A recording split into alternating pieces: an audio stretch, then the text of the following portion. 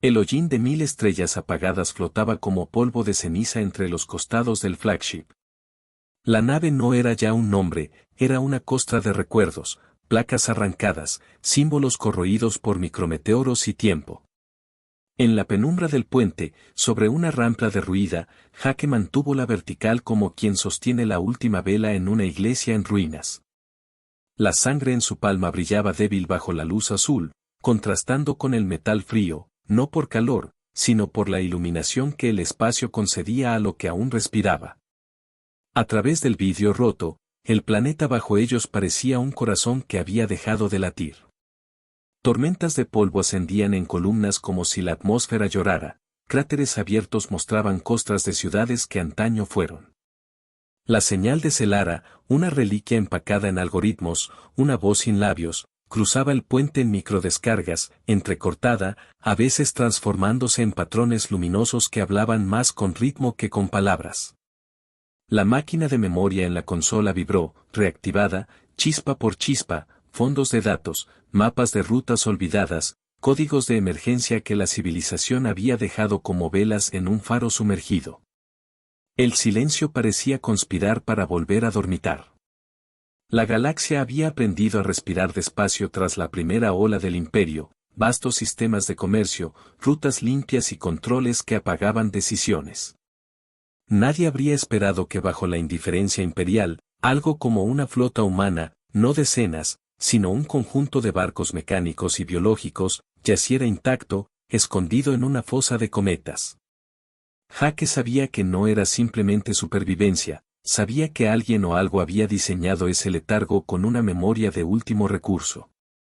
Selara le devolvía, en fragmentos, la geometría de la red, coordenadas de un cementerio de naves, signaturas de antaño que el imperio no había registrado porque nadie hasta entonces había revisado la nostalgia. La cámara mental de Jake recorrió rostros que no veríamos, nombres intangibles que flotaban en la consola, pilotos que nunca despertaron, técnicos que codificaron secretos antes de morir. Y en esa lista hubo un motivo que ardía sin llamas, la certeza de que el imperio gobernaba la galaxia no solo por armas, sino por la convicción de que la humanidad estaba agotada, que su fuego se había extinguido. Saber eso era una provocación inaceptable. El sistema de la nave lanzó un mapa holográfico, un anillo, oculto en el cinturón de un cometa, con siluetas de cascos y chimeneas a la espera. La luz del holograma recortó la figura encorvada de Jake y en ese brillo se dibujó la posibilidad de movimiento. No era un llamado a la guerra por placer, era una recolección de cenizas con la intención de encender algo que no fuera venganza, sino sentido. El universo contuvo el aliento.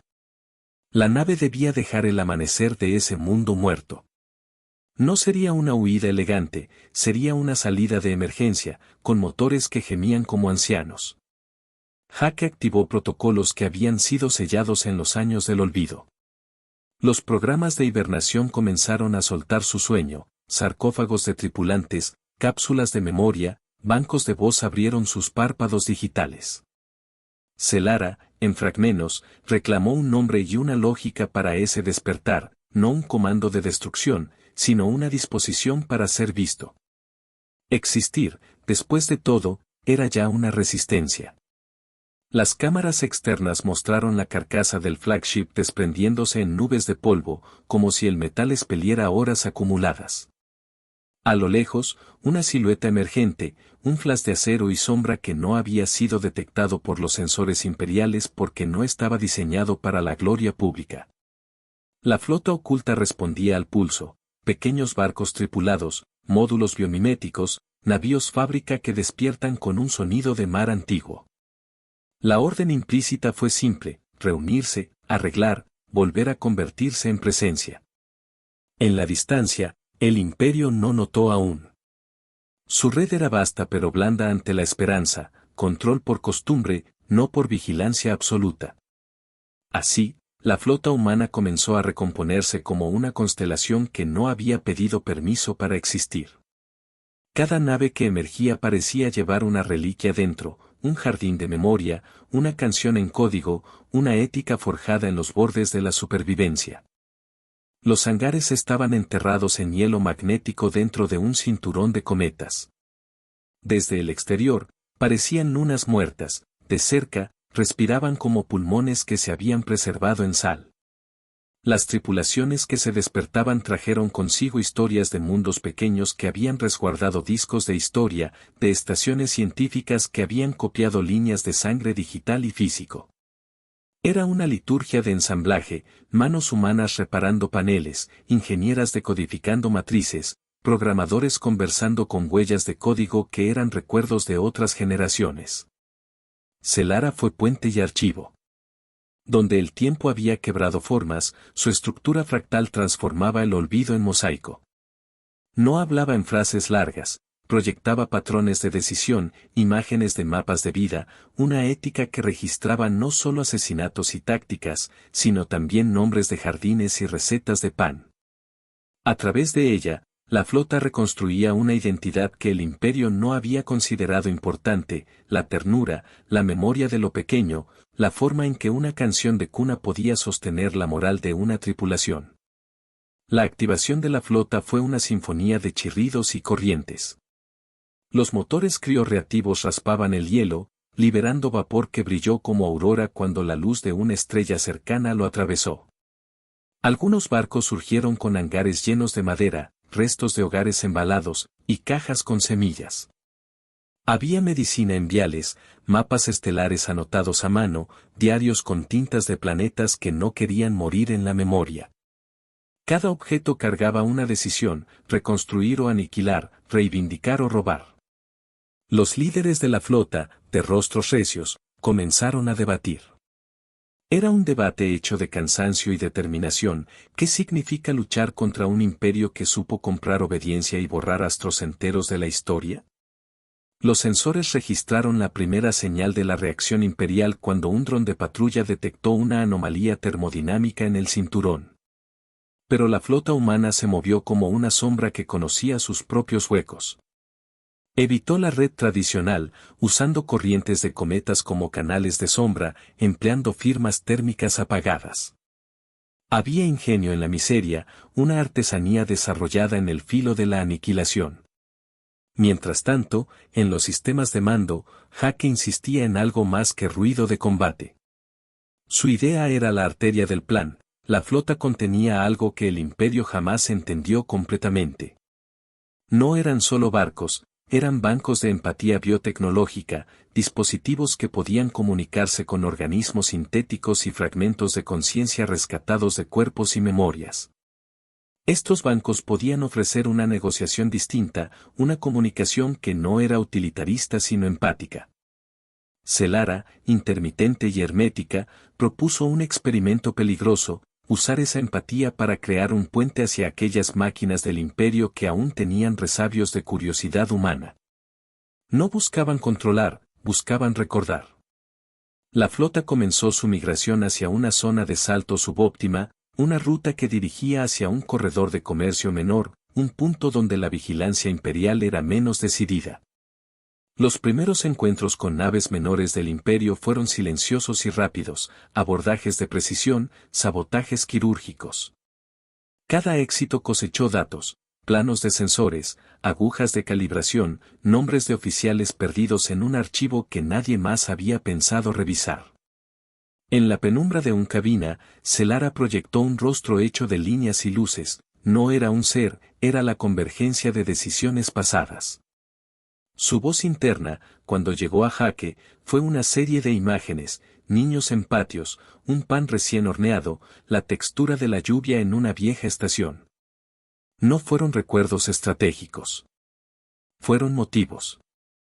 Y esos motivos comenzaron a formar una nueva estrategia, no solo vencer, sino enseñar a recordar.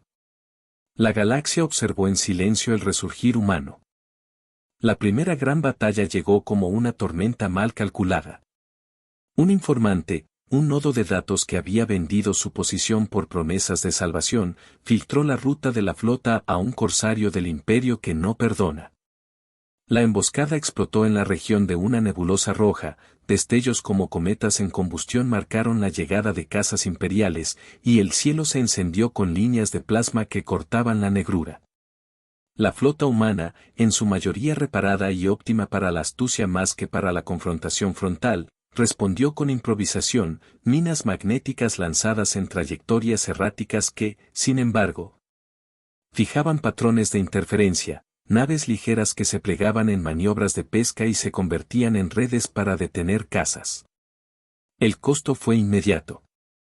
Un crucero de apoyo, lleno de reservas de memoria y de la última biblioteca de una colonia perdida, se consumió en una llamarada que el radar todavía tenía miedo de nombrar. Los gritos de las alarmas resonaron como lamentos antiguos. Celara sufrió una corrosión parcial, fragmentos de su propia estructura de archivo se corrompieron anónimamente, como si alguien arrancara páginas de un diario personal. Jake, con manos que ya habían olvidado el descanso, organizó contraataques que combinaban humanidad y frontera, equipos que volvieron a las trincheras de metal con poemas en su memoria, que cantaban para sostener sus manos.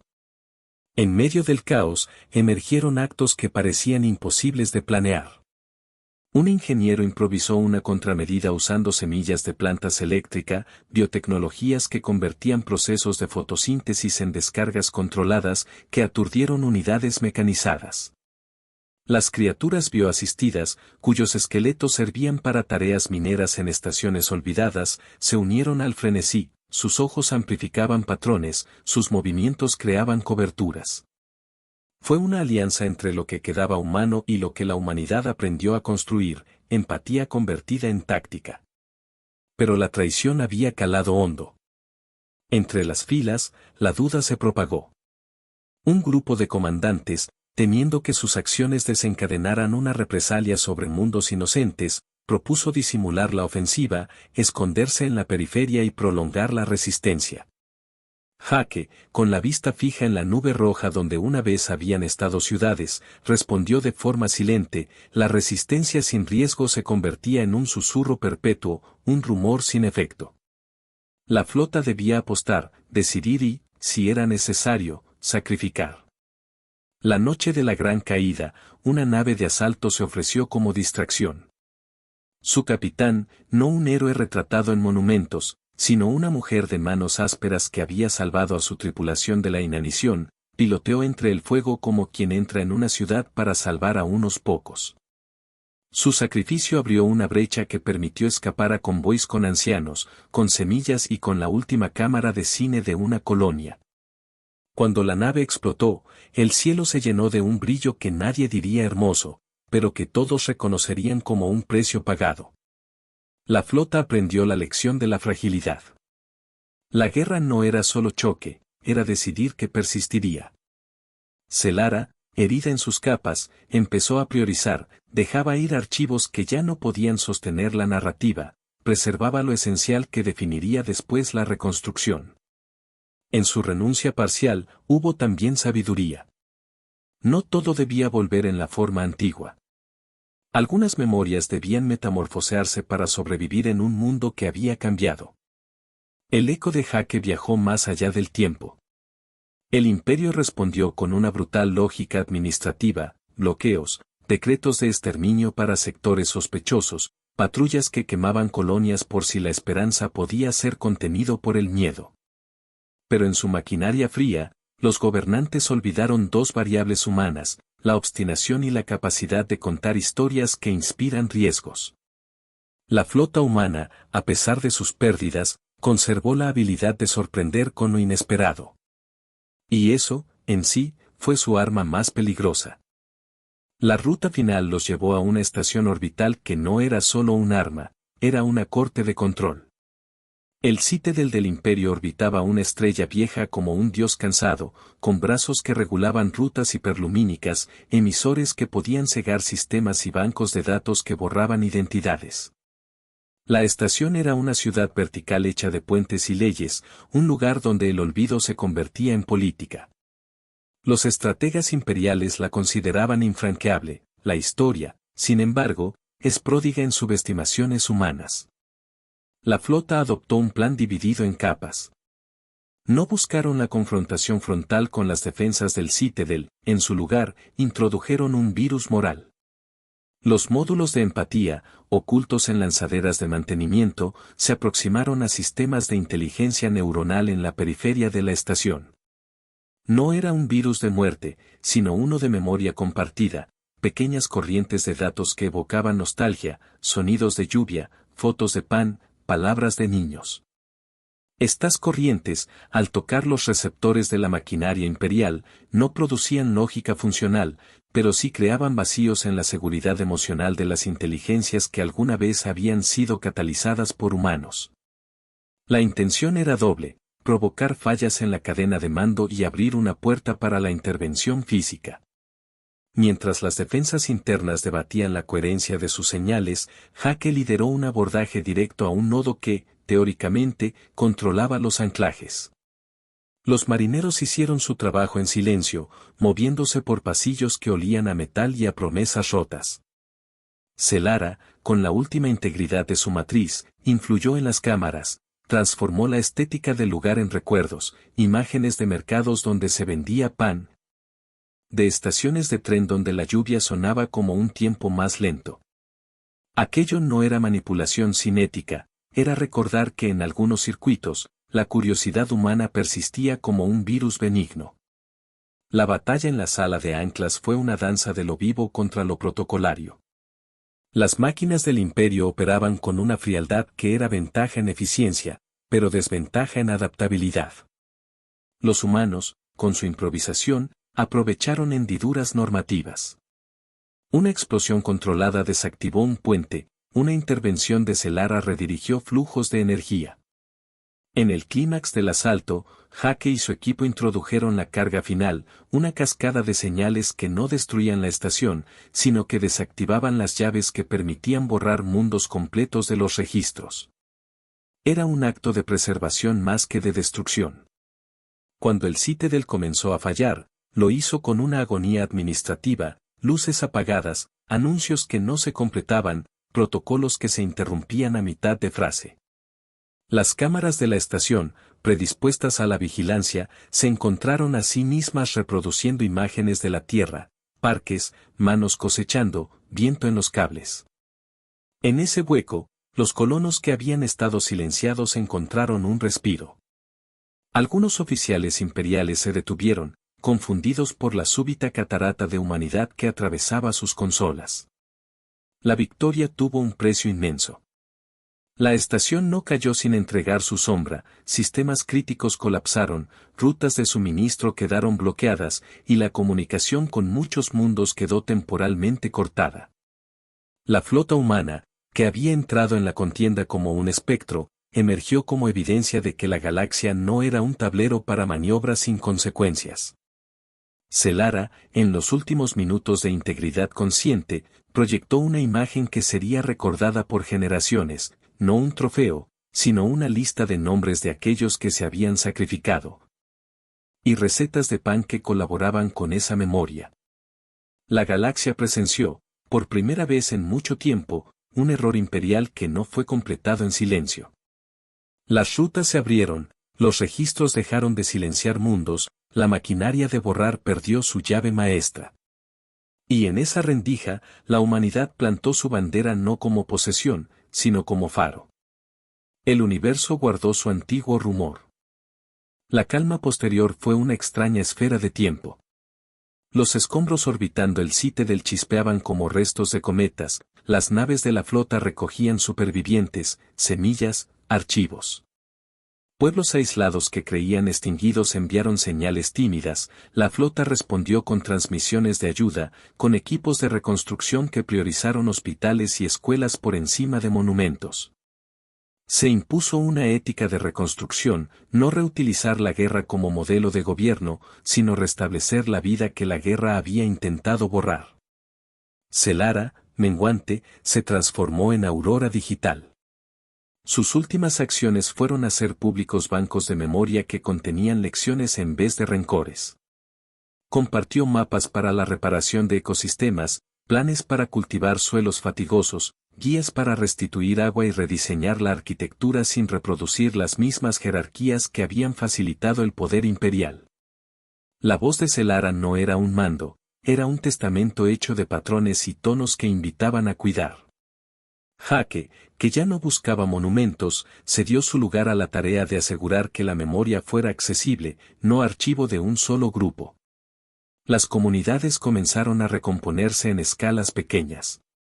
Pequeñas estaciones en planetas terciarios abrieron mercados, donde se intercambiaban piezas de maquinaria, semillas y libros físicos. En una de esas plazas, una niña enseñó a otras 3 a doblar papel con la habilidad de quien aprende a construir naves de papel para simular futuros diferentes.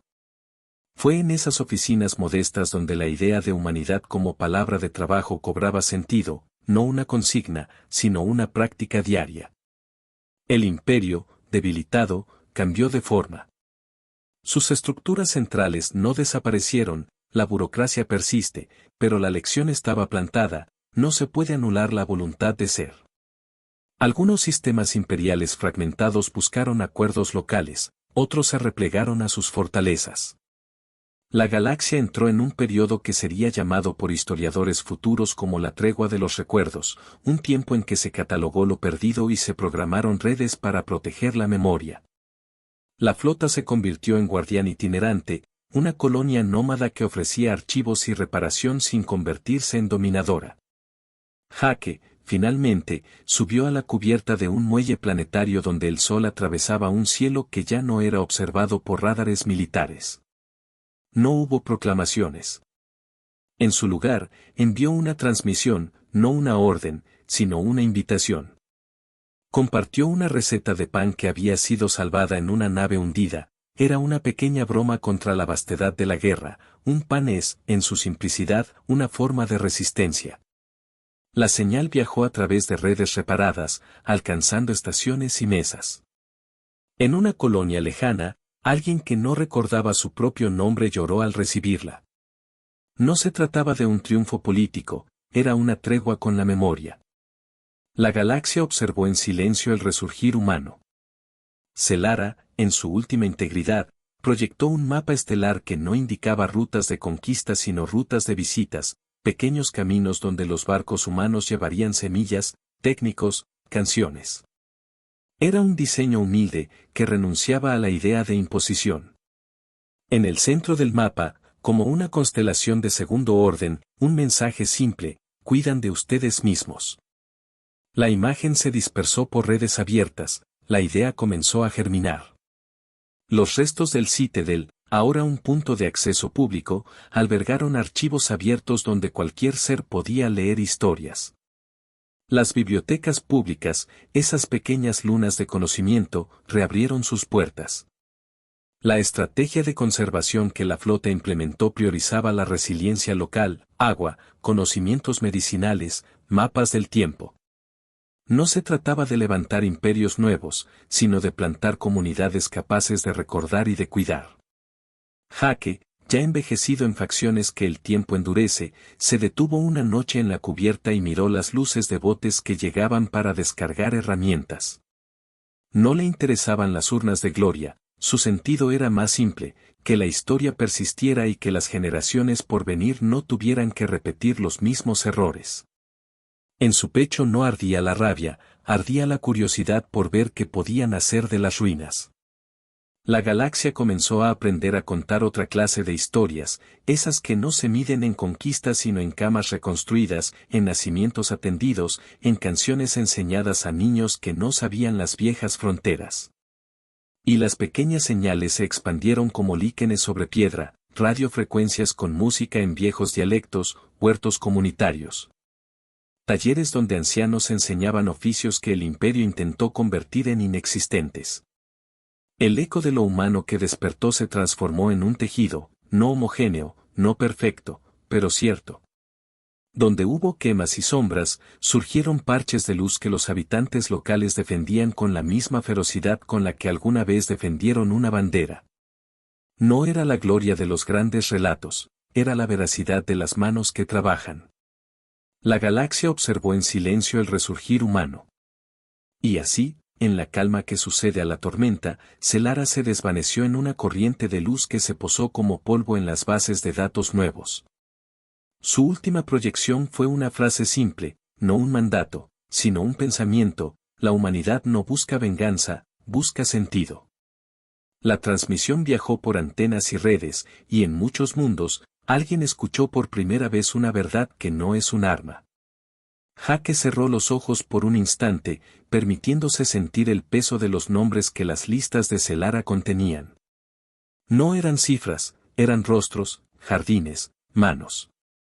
A la mañana siguiente, cuando un dron descargó un paquete de semillas y una receta, un grupo de vecinos se reunió en torno a una mesa de madera reconstruida y, sin saber por qué, comenzaron a compartir historias que nadie registraría en archivos militares.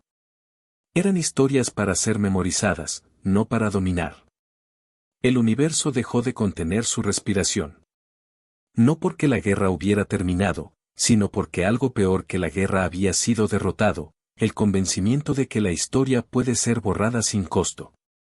La flota oculta se convirtió en faro, en archivo itinerante, en guardián de lo frágil. Sus naves ya no eran únicamente máquinas de combate, eran bibliotecas, talleres y viveros. La galaxia observó en silencio el resurgir humano. Y en la quietud que siguió a ese despertar, la última transmisión de Jake atravesó el vacío, no una orden de conquista, sino una invitación humilde al cuidado mutuo. Una invitación a defender la memoria como si fuera el último jardín. Fue un gesto pequeño que viajó lejos, multiplicándose en versiones que nadie había planeado, porque las ideas, al igual que las semillas, se reproducen en manos generosas. Vinieron por un planeta, pero despertaron a una especie.